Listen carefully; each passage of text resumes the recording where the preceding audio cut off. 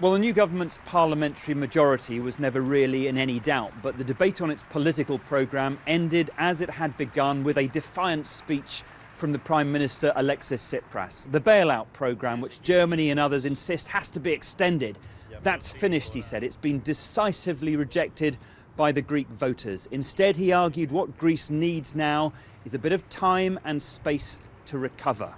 Now, he knows, and his government colleagues know, that Greece needs to still do a deal with its Eurozone partners, and that deal needs to be done pretty quickly because, in theory, the money's going to run out at the end of this month. And what the government is proposing is several things.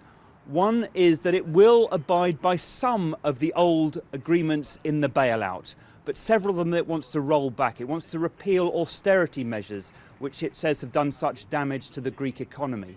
And it wants to spend more on helping the poor to alleviate what it calls Greece's humanitarian crisis.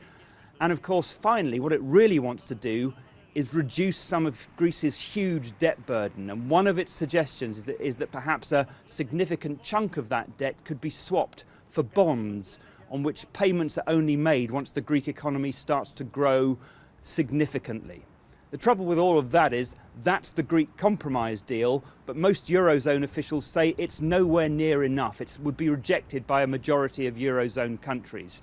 Now, Eurozone finance ministers are going to be meeting later today in Brussels in emergency session, and it could be a pretty stormy affair because Germany and others are saying, look, it's pretty simple. Greece has made commitments in the past and it has to stick to them. It can't simply push them aside and say we have a new democratic mandate, everything has changed. So we're really getting pretty close to crunch time now. I think both sides would like to reach a compromise, but they're also both staking out pretty hardline positions.